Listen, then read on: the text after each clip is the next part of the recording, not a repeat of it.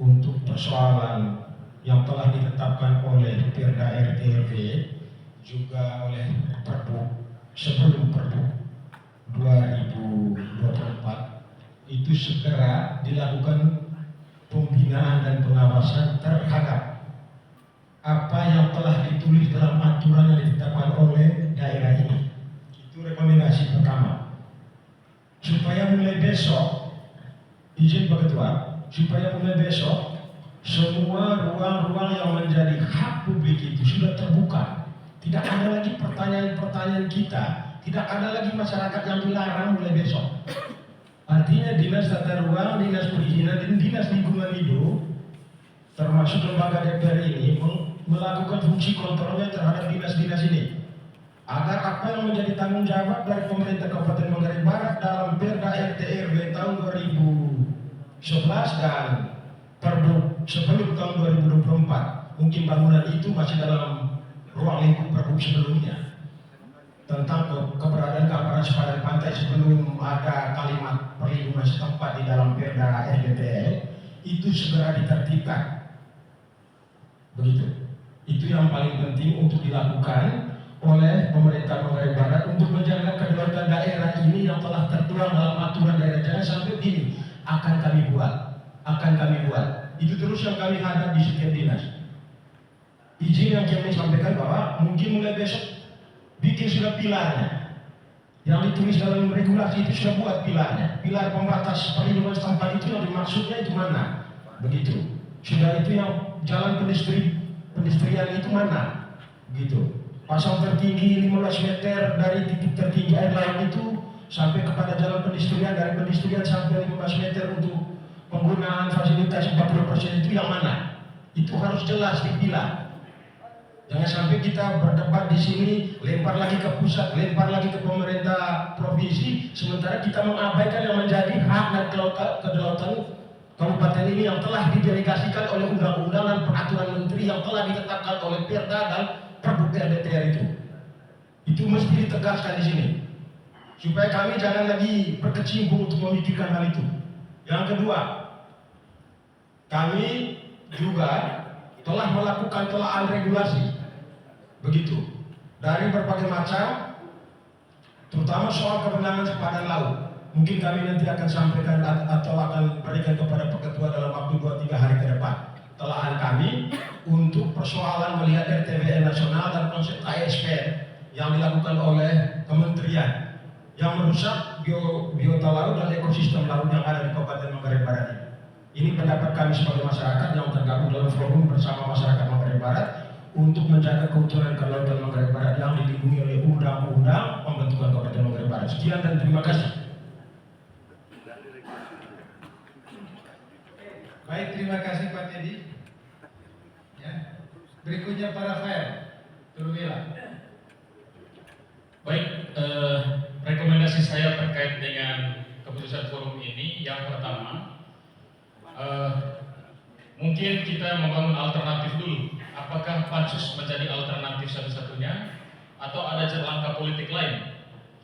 Menurut saya, DPR ini harus bertemu Komisi 3 DPR RI, membicarakan terkait dengan kepastian regulasi, bahwa ada Perpres 39/2090 terkait 100 meter wilayah sepadan pantai. Ada 3 manajemen. Pertama, manajemen pidana, 2 manajemen kebijakan umum, dan ketiga adalah manajemen terkait dengan pemerintah pusat. Pertama, manajemen pidana. Persoalan sepadan pantai di Kabupaten Manggarai Barat itu sudah terjadi sejak lama. Ini ada Bapak Pater Mansel Agor dengan Bapak Dus Barataya. Dari dulu kita berjuang pantai Pede, masalahnya sama, yaitu sepadan pantai. Dan banyak yang masuk penjara di sana. Pak Setia Novanto masuk penjara di Pantai Pede, dan pejuangnya semua adalah yang ini. Maka jangan dibatasi kita untuk ngomong, termasuk Pak Martin Luther pas itu. Yang kedua, terkait dengan pidana, kita melihat di bawah ini ada pelanggaran sepadan pantai. Kami ukur kemarin di Hotel Jakarta, Pak, di mana batas 100 meter Hotel Jakarta ini? Dia bilang di sudut sana. Kami ukur berapa meter? Itu 1 minggu lalu.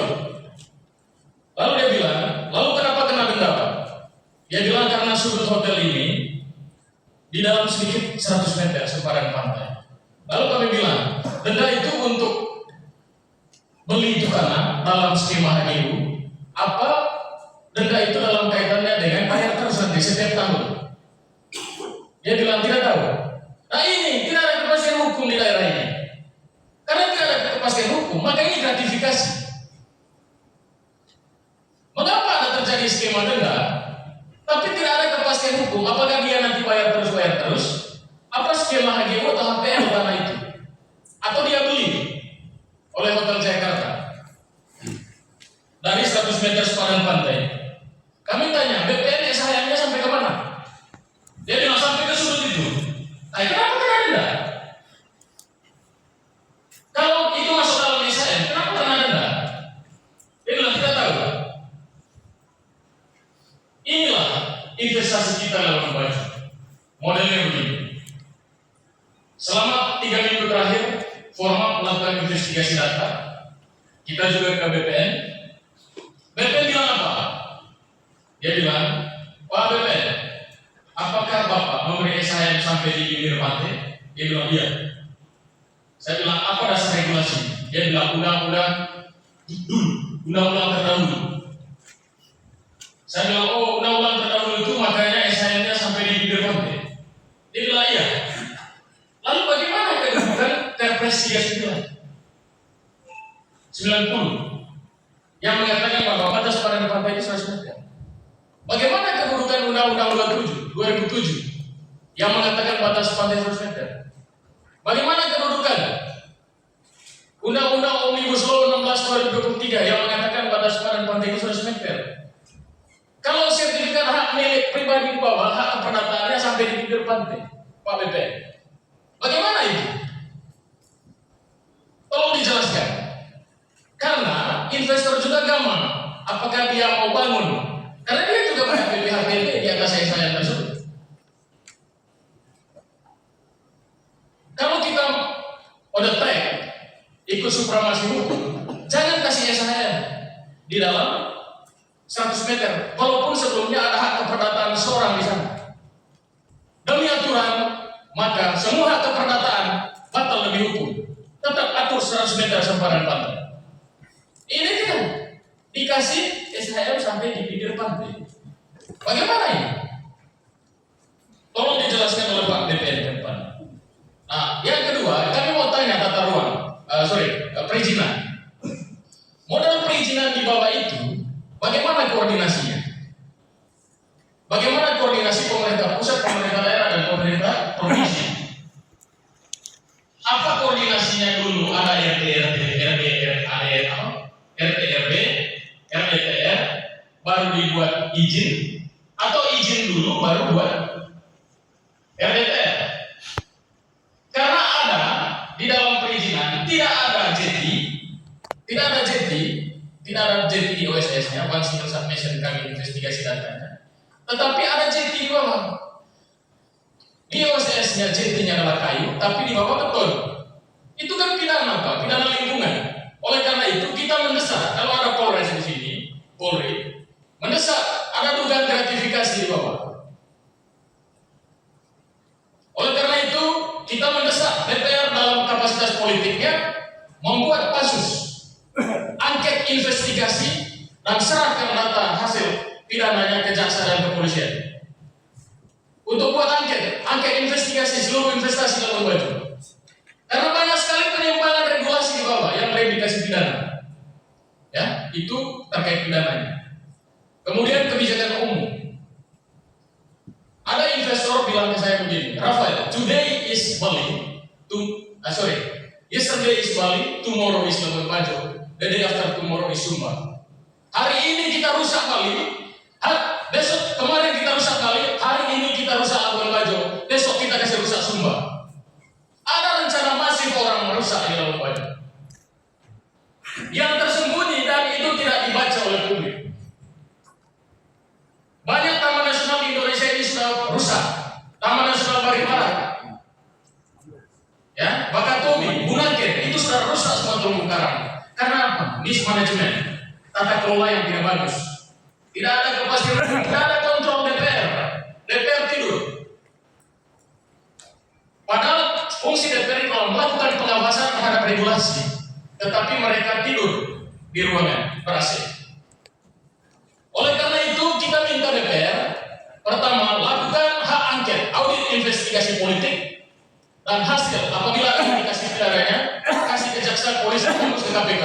Ada dugaan gratifikasi di bawah. Tangkap semua orang-orang itu. Itu yang merusak lingkungan Manggarai Barat. Ya, yang kedua itu kebijakan umum. Pendapat kami aktivis, kebijakan umum.